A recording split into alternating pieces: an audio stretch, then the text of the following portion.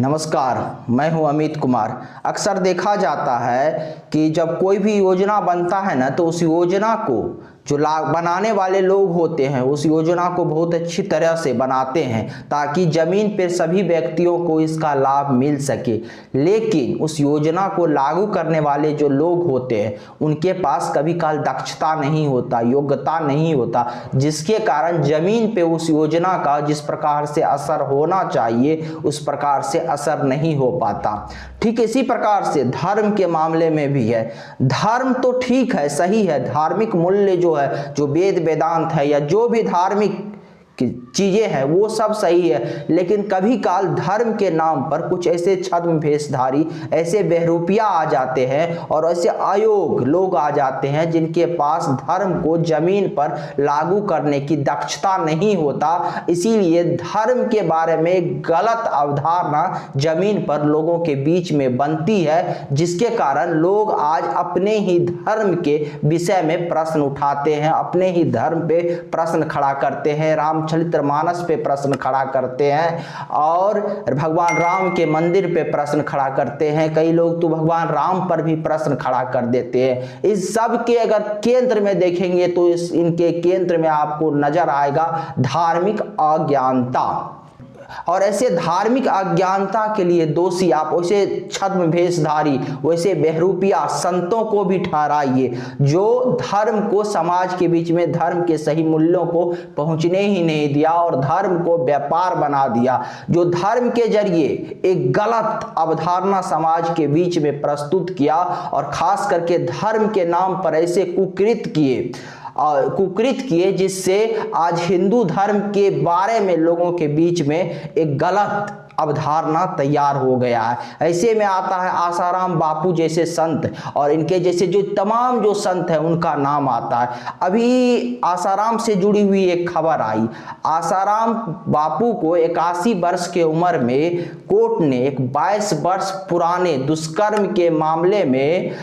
उम्र कैद की सजा दी। अब ये यहाँ पे सोचने वाली बात है, ये 22 वर्ष पुराने जब इस व्यक्ति ने दुष्कर्म किया था उस समय भी ये संत बना हुआ था आसाराम, और उस समय इनके जब आप डाटा निकाल के देखेंगे तो इनके जो सभाएं थी, इनके जो कार्यक्रम था उस कार्यक्रम में लाखों लोग जाते थे। और हमारे देश का जो सेंटिमेंटल भावना है, धर्म के प्रति जो लोगों की आस्था है, आसाराम जैसे संतों ने उस धर्म की आस्था का यूज करते हुए एक कुकर्म का बहुत बड़ा साम्राज्य खड़ा कर दिया और उस साम्राज्य को एक व्यापारिक रूप दे दिया, या यूं कहिए कि धर्म के आचरण को उनके सही मूल्यों से भटका कर एक व्यापार बना दिया धर्म को।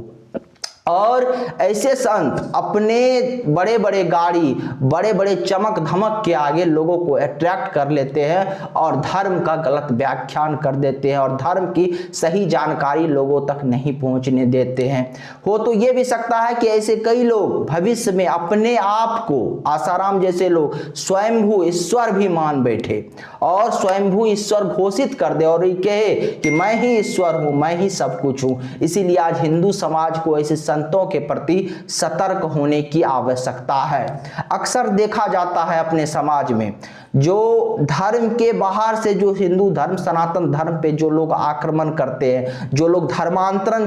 करवाते हैं या जो धर्मांतरण गैंग है या जो अलग अलग प्रकार से हिंदू धर्म को कमजोर करने का प्रयास करते हैं, ऐसे लोगों के खिलाफ तो हिंदू समाज खुल के खड़ा होता। लेकिन धर्म के अंदर जो लोग धर्म को गलत तरीके से व्याख्यान करते हैं, वो लोग जो धर्म के नाम पर एक बहुत बड़ा व्यापार चला रहे हैं, एक बहुत बड़ा साम्राज्य खड़ा कर लिए, ऐसे लोगों के खिलाफ अक्सर समाज से आवाज नहीं उठती। और इसका कारण है कि ये लोग दीमक के तरह धर्म के और धार्मिक आचरण को, धर्म को तो ये नुकसान नहीं पहुंचा सकते, लेकिन धार्मिक आचरण को दीमक के तरह खोखला कर रहे हैं और धार्मिक आचरण के जरिए लोगों के मन से हिंदू धर्म की जो विशालता है सनातन की, वो लोगों के मन से वो सनातन की विशालता निकल रही है। और इसके लिए दोषी आसाराम जैसे संत है और ये संत स्वयंभू संत है, क्योंकि ये वो लोग हैं जो परंपरा से नहीं आए, ये वो लोग हैं जो गुरुकुल परंपरा से नहीं आए। भारत में जो एक प्राचीन काल में संत होती थी, उनकी प्रतिष्ठा और मान सम्मान इसीलिए होता था कि ऐसे संत गुरुकुल से निकल के आते थे, बाल्यकाल से ही ये गुरुकुल जाते थे और गुरुकुल में एक लंबे अवधि के लिए अपने आप को तपाते थे, और तपने के बाद जब ये वहां से निकलते थे तो समाज के हर समस्याओं का समाधान इनके पास होता था। हमारे जो धार्मिक ग्रंथ है, जो धर्म, उसको केवल आप धार्मिक ग्रंथ मान के आप चल बैठे, क्योंकि ऐसे लोगों को धर्म के बारे में सही से ज्ञान नहीं होता और धर्म को ये गलत व्याख्यान करते हैं। जो कि हमारे पास एक बृहद समाज को देने के लिए हमारे धार्मिक ग्रंथ के पास एक बृहद रोड मैप है, एक मैनेजमेंट की पुस्तक के तरह है जो समाज को बहुत कुछ दे सकता है। हमारे पास एक अच्छा और बहुत ही बेहतरीन न्याय शास्त्र है, हमारे यहाँ बहुत ही बेहतरीन अर्थशास्त्र है जो भारतीय अर्थशास्त्र है। धर्म में हमारे यहाँ जीवन के हर पहलुओं के बारे में चर्चा किया गया है, लेकिन जब आसाराम जैसे कुकर्मी संत धर्म के नाम पर धंधा खड़ा कर देते हैं और धर्म को गलत तरीके से व्याख्यान करते हैं और अपने इर्द गिर्द अपने औरा में ही धर्म को समेटे रहते हैं, तो अक्सर लोग इसके झांसे में आ जाते हैं। और कारण है कि लोगों का धर्म के प्रति प्राचीन काल से ही जो हिंदू समाज का अपने धर्म के प्रति आस्था रहा, ये भी एक कारण, और इसका लाभ आसाराम जैसे संत अपने व्यापारिक साम्राज्य खड़ा करने के लिए करते हैं। और जो हिंदू समझते हैं, जो इनके इस धार्मिक भ्रष्टाचार को समझते हैं, वो भी कभी काल इसीलिए केवल चुप रह जाते हैं कि उनको लगता है कि ये धर्म का प्रचार कर रहे हैं, और अगर हम अपने ही धर्म पे प्रश्न उठाएंगे तो दोबारा लोग हमारे धर्म पे दूसरे लोग भी प्रश्न उठाएंगे। लेकिन समझिए, अगर आप ऐसा सोचते हैं तो कहीं ना कहीं आप अपने ही धर्म को कमजोर कर रहे हैं। आप अपने ही समाज में, अगर आप सोचिए आपके समाज में धर्म के बारे में सही मैसेज, जानकारी आम लोगों तक नहीं पहुंचेगा, तो इसी समाज से प्रोफेसर चंद्रशेखर और स्वामी प्रसाद मौर्य जैसे लोग निकलेंगे जो अपने ही धर्म पे प्रश्न उठाएंगे, जो रामचरितमानस पे प्रश्न उठाएंगे, जो भगवान राम और राम मंदिर पे प्रश्न उठाएंगे। ऐसे ऐसे लोग अपने ही समाज से निकलेंगे। और फिर आप विचार कीजिए, ऐसे लोग अपने समाज से क्यों निकल रहे हैं, तो आप देखेंगे कि इसके पीछे है कि ऐसे लोगों के पास धार्मिक ज्ञान नहीं है, धार्मिक अज्ञानता है, और धार्मिक अज्ञानता होने के कारण ये लोग ऐसे प्रश्न उठाते हैं। और धार्मिक अज्ञानता इसीलिए भी है क्योंकि जो हमारे शिक्षा पद्धति, जो धार्मिक शिक्षा केंद्र थे, वो नष्ट हो चुके हैं, और इस व्यापारिक साम्राज्यवादी कुछ संतों के हाथों में धर्म का पूरा कारोबार चला गया है, जिसको ये अपने हिसाब से एक व्यापार बना दिए हैं, ना कि ये धर्म के उत्थान के लिए गुरुकुल और उस प्रकार की चीजें का प्रबंध करते हैं जहां पे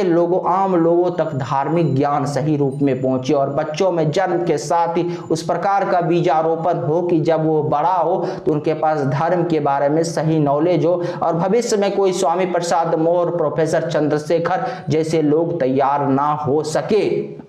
क्योंकि आप जो इनको पैसे देते हैं चढ़ावा के नाम पर, आप जो इनको पैसे देते हैं दान के नाम पर, धार्मिक उत्थान के नाम पर, इससे ये अपने साम्राज्य तैयार करते हैं, बड़ा बड़ा बिल्डिंग और भवन तैयार करते हैं। लेकिन यही लोग धर्म के नाम पर जो धार्मिक उत्थान के लिए कोई बड़ा धार्मिक केंद्र नहीं खोलते, कुछ ऐसा संस्था नहीं खोलते जिससे कि धर्म का जो बीजारोपण हो, बच्चों में जन्म के साथ ही धर्म के इस बारे में सही शिक्षा प्राप्त हो। और एक कारण और भी है यहाँ पे कि हिंदू धर्म का इन दिनों के हिंदू की आबादी सबसे ज्यादा भारतवर्ष में है, इसलिए धार्मिक राजनीति, धर्म का राजनीतिकरण भी हुआ, धर्म को एक राजनीतिक रूप भी दे दिया गया, और राजनीति के जरिए बड़े बड़े संत आज इस देश में तैयार हो गए। और ऐसे संत अपने से भारत का और हिंदू धर्म का उत्थान तो नहीं किए। हालांकि आप बहुत सारी चीजें आज गिना देंगे कि बहुत सारे ऐसे संत के बारे में जो कुकर्मी है, वो आसाराम बापू के बारे में भी आप गिना देंगे, कुकर्मी के बारे में जो ये इस प्रकार का धर्मांतरण रोका, ये इस प्रकार की चीजें क्या। लेकिन सोचिए, अगर आज जितना सामर्थ्य हिंदू समाज ने, जितना धन, जितना सहयोग आसाराम बापू को दिया हिंदू समाज ने, क्या उस सहयोग की अपेक्षा जो उसने काम किया वो बहुत छोटा है? आपके नजर में आसाराम का बहुत काम होगा, बहुत छोटा है। क्यों छोटा है? क्योंकि आसाराम के पास खुद धर्म के बारे में ज्ञान नहीं था। आसाराम कोई गुरुकुल परंपरा से नहीं निकला हुआ था। आसाराम एक व्यापारिक साम्राज्य खड़ा कर रहा था और आपको दिखाने के लिए, क्योंकि उनके पास जो धन था, उनके पास जो सामर्थ्य था, वह आपके कारण ही था। इसीलिए कुछ काम करके, छोटे छोटे चीजें करके, समझिए काम करने का दो तरीका होता है। अगर आपके पास मान लीजिए कोई बीमारी, आप ऐसे उदाहरण बेहतरीन समझेंगे, आपके पास अगर कोई बीमारी है तो एक तरीका होता है कि एक टेबलेट खा के फिलहाल उस बीमारी को कम कर दीजिए, दवा दीजिए। और एक वो होता है कि आप उसका परमानेंट दवाई लेके उसका परमानेंट ट्रीटमेंट करा लीजिए ताकि बीमारी जड़ से समाप्त हो जाए। तो ऐसे लोग, आसाराम जैसे लोग जो संत हैं, ये लोग वही किया। इन लोगों ने थोड़ा सा कुछ काम किया ताकि थोड़ा सा ऊपर से, क्योंकि उन लोगों ने विस्तृत पूरे हिंदू समाज को जड़ से उठाने का काम नहीं किया। इन लोगों ने ऊपर ऊपर कुछ काम किया और उसको राजनीतिक रंग दिया, उसको प्रचारित प्रसारित किया ताकि आपका विश्वास ऐसे संतों में बना रहे। इसीलिए अब आपको जगने की आवश्यकता है और धर्म के सही चीजों को आपको समझने की आवश्यकता है। अगर धर्म के बाहर के लोग जो हिंदू धर्म पे, सनातन धर्म पे प्रश्न उठाते हैं, उनको जवाब देने के साथ साथ आपको अगर धर्म के अंदर से ही जो लोग स्वयं छद्म भेषधारी, बहरूपिया संत बने हुए हैं, अगर वो भी कुछ गलत करते हैं तो उनके ऊपर भी प्रश्न उठाना आपकी जिम्मेवारी है और उनको धर्म से बाहर निकालने की और उनका बहिष्कार करने की भी जिम्मेवारी आपकी ही है, क्योंकि ये धर्म किसी एक व्यक्ति का नहीं और ये हम सब का, हिंदू और सनातन है। और हम सब का ये फर्ज है कि हम इनको बचाए और हम इनकी स्वच्छता, पवित्रता बनाए रखें। धन्यवाद, नमस्कार। अगर आपको हमारी जानकारी अच्छी लगी तो चैनल को सब्सक्राइब कीजिए, वीडियो को शेयर कीजिए।